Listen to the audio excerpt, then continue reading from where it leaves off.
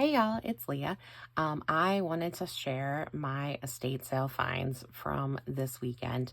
We hit four different estate sales. I actually only bought stuff from three because one of them you couldn't really get past the kitchen because they had it laid out really stupid and people wouldn't let you through because they were standing in line to check out and you couldn't get to the rest of the house. And so supposedly they had good stuff, but people were being rude. And so I was like, no, I'm not going to deal with that. Anyway, I feel like I hit the mother load at the rest of at really at two of them, the two that we went to yesterday. And I'm actually going to go back to one of them tomorrow to see if they still, because tomorrow is half price. And so I'm going to see if they have any of the things that I'm going to show you at the very end because it's my favorite find. So anyway, let me go through most of these things. I did not spend more than $2 on anything in this pile. The one thing I did spend almost 20 on the last thing, but I think it is well worth it. So anyway, got this stack of just random old pictures for $1 for all of them. Got some flashcards from 1963, and it's like a full deck, so these are gonna be really cool for my journals. There will probably be some going out in Happy Mail as well, or wishes and things. Eric and I went to Yellowstone and Grand Teton in October of last year, and so I'm working on a journal, and so I've been trying to find different old pieces. Like anytime we go somewhere, there's always a lot of the places will have like baskets of, different brochures and different maps and things. And so I'm always on the lookout for anything from Yellowstone or Grand Teton, from like the 50s or the 60s or 70s and stuff, it's cool to see how it's changed. So this is actually from 1952 of Yellowstone. And I thought that was really cool to be able to see. Like, I want to go back and compare my pictures, and just the prices of like a single cabin was $1.25 a night. I mean, that is so crazy because now they go for like $2.50 a night. So really crazy. This was in there. I didn't even grab it. I think it got stuck to something else, but it's like the Travel Lodge in San Diego. So that's fun. This was a super fun find. It is the student handbook from Meadow Park Middle School, which was, I think it was technically junior high. This is the first year that it opened, 1963. This is where many of my former coworkers have taught. One of my best friends attended this school and now works there as a student manager. And so I saw this. It was $1. I had to get it. And I started going through it today and looking at what it was. And it is just so funny and so, like, as a teacher, just to be able to see, like what things they had in there. I thought one thing that was very interesting was the civil defense. Plans will be formulated soon after the opening of school. So that was a little, like scary and different things. But yeah, it was just really cool to be able to see like what's still the same, what things have changed. And it's just, it's really neat. It's a school that I've been in many times, and it's really fun that it's the first year that it opened. And so I'm really excited that I found this. I will be making copies of it, and then I'm actually going to give it to my friend so she can, have it at the or leave it at the school, because I don't know, maybe they don't even have one. So that's pretty cool. This is the Grand Teton book that I found, and I couldn't find a date. Oh no, I did. 1952. So it's similar. Yeah, so same year. So I bet my guess is the family that went the same year to both of them. This was fun. The telephone and how we use it. This is what everybody needs to know. How to use a rotary dial. So yeah, this was from, I want to say it was the 50s or something. So, oh yes. So this was like for elementary schools. They were going to send it. So yeah, I don't know you can have your little personal telephone list. So I thought that was pretty funny. Always on the lookout for little golden books. I so wish, and my mom says she knows, she kicks herself. I had a huge collection of little golden books when I was little, because whenever we went shopping and stuff, like when I was good, I didn't get candy or anything like that or a toy. I got a little golden book. And so I had a ton of them. But when we moved in between 6th and 7th grade, we just kind of went on this massive garage sale clean out and got rid of a ton of my toys and books and stuff from when I was little. And oh my gosh, I would kill for some of those things right now. But I found this one was really cute. It was I've never seen a little golden book activity book.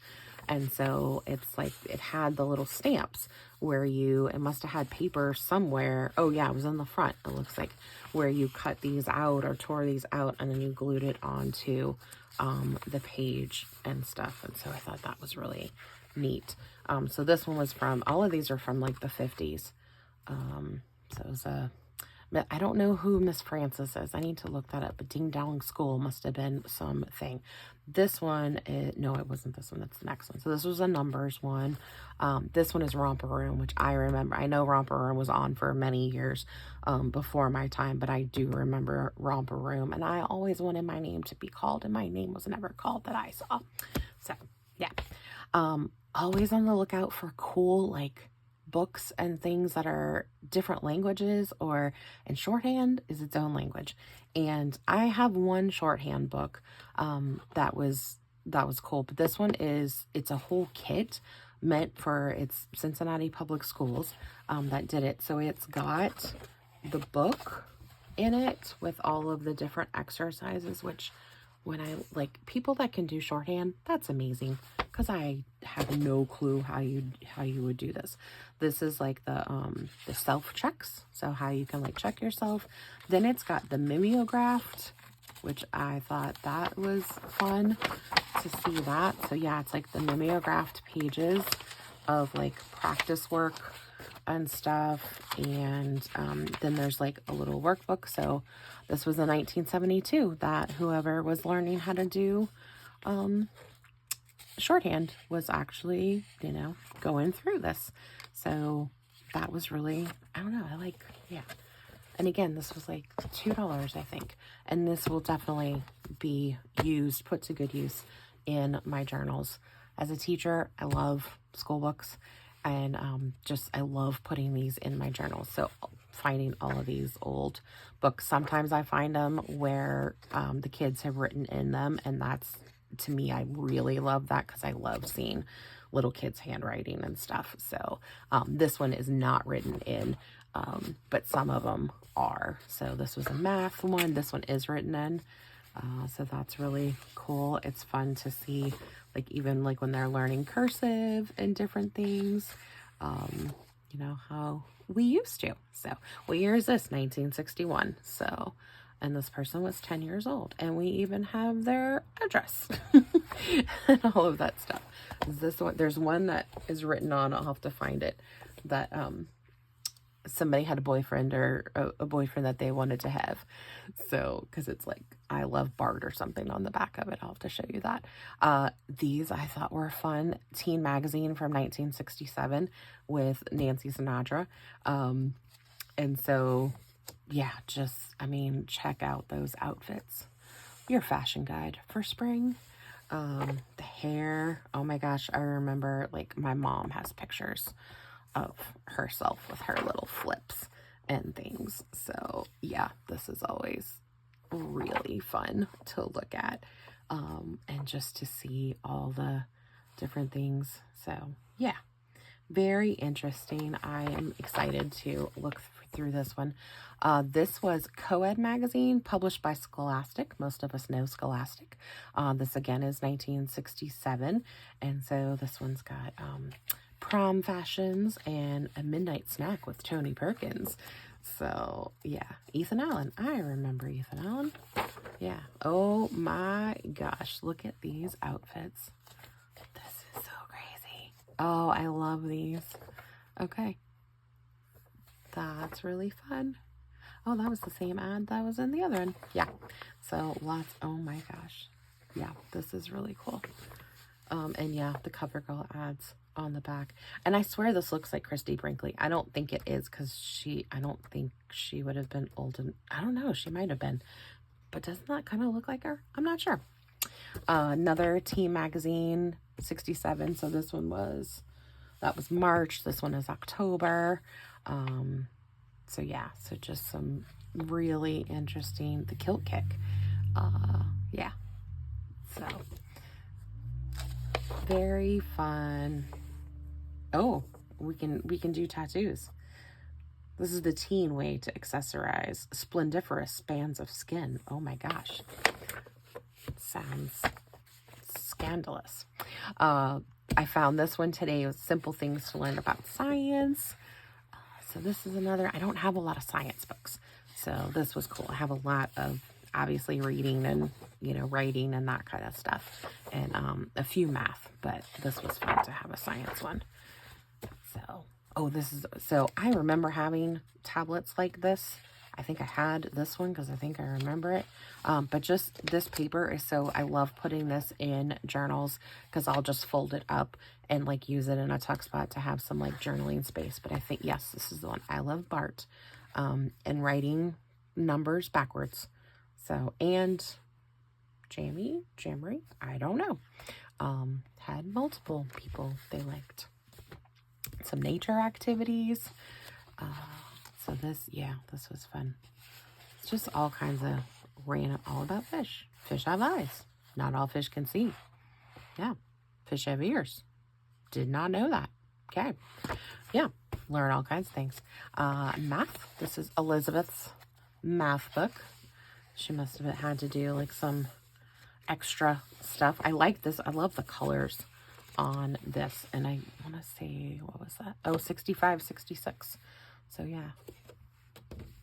That's really, it's got multiple names. So we have Sherry here, we have Julie and Melissa.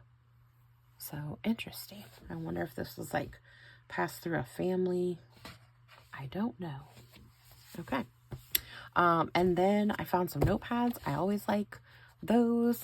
Again, I use them as pages, like full pages in my book, or sometimes I'll just tuck them in different places, or I'll use pieces of them for collage.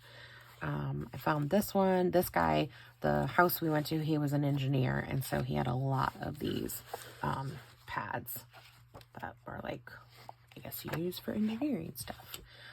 This was cool. It's like a number book. This was, I think, one of the oldest ones that I found. Yeah, 52.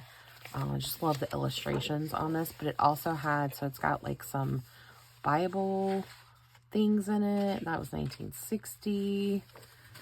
So, Prodigal Son from Mississippi. Okay. Interesting. I remember seeing those. I mean, this was a little before. I was born in 73. So, and that was 60. But I want to remember, like, I swear I saw like some kind of Sunday Picks things when I was younger, but I could be misremembering. Who knows? But it's got just this old art paper. I mean, if that's not like 60s or 70s colors of just the front, that's really cool. Yeah, it's just that was pretty fun. But the very best thing that I found was this photograph book. And like I said, I paid $20 for it. I usually don't spend that much at an estate sale for most things, but I totally thought this was worth it. They had, I want to say 7 or 8 different scrapbooks. This was the cheapest second to cheapest. There was a smaller one that didn't have as much stuff in it, and so I didn't get that one. That was probably like 15, but they had some that were up to $40. But I am going to go back tomorrow and just see more, because I want to place, I'm trying to figure out the age. Eric and I spent some time going through the pictures tonight and placing, because there are pictures of the Columbia River Gorge here in Oregon. And so we were trying to date pictures date the age of the pictures by that and by cars. Because those are 2 things that we could sort of pinpoint. So what we figured out is these pictures are probably from the 20s. Because the person here, when we've kind of, the pictures are not chronological, but by like doing some crazy math and that kind of stuff, we kind of figured out that she must have been born in the 20s because of some of the later pictures that because the handwriting is the same throughout. And so if she's saying that this is me and then she says it's me later on, we're assuming, because she did write on every picture with who it is, but she didn't put dates. So please, if you are like going through old pictures and that kind of stuff, always put dates on the back, because most of the people won't know. Like, future generations are not going to know who Great Aunt Betty was, but if you can like put a date with it and Great Aunt Betty's name, that's going to be more helpful to people, because that's like, I've started going back through. I've got my mom's parents and grandparents pictures, and so I've like, my mom and I spent a lot of time trying to go back and put names and dates on things just so we could go through that. And so, yeah, so we think these are from the 20s. And then there's some that are like, so it's basically the book covers 20s, 30s, and 40s, and not too much into the 40s. So some of the things we were able to date, this is just, it's really cool to be able to see like some of the old, I just love looking at old fashions and just, you know, how people looked and like the bathing suits and that kind of stuff. And just, yeah. So some of the, let's see, where are some of the things that we found? There's definitely like some cars in here. Yeah, so they went to the Columbia River Gorge. So we think this is like Vista House. So if you're familiar with the area, and then this one is Multnomah Falls. And so the lodge was there, and the lodge is built. So this is the 100th anniversary of the lodge. So it was built in 1925. So we know the picture is after 25. And then there are pictures of Bonneville Dam. I think the other one is still sitting on Eric's desk now that I realize it. And the dam is not finished in these pictures from what we can tell, based on what we know of it now. And so the dam, they started construction in 34 and finished it in 38, because Roosevelt came to like, not consecrate, but like, you know, bless it or whatever, and whatever the presidents do when they come to do that. So this picture is taken sometime between 34 and 38. So that was some of the ways that we were able to date that. And then there's like a car pic somewhere. There's a couple of them that we figured out by Googling and like looking at cars from, we started putting in specific years. Oh, like this car. So we're kind of thinking that there are pictures of cars like 30, 37, 38, 39 models that kind of look like that. So we're thinking this is, you know, sometime late 30s, maybe early 40s. There are dates on just a couple of the these. So this was 1927. And then she's got, and then I feel like this is probably an older one. It just looks older than the others. And then some at the very end. So this one is dated 1941. And looking at her mom, if this is her mom, I don't know. We were just kind of doing some math. But I wish I had like her birth date or like the date of this picture, because she says this is her on her 17th birthday. So that would be helpful. So actually that's really why I want to go back to the house tomorrow, is to see if I can find anything else with like an actual date. So even if I don't get any of the old other albums, I'm hoping that maybe one of them is still there so that maybe I can date something. So yeah. So anyway, these were my fun finds for the weekend.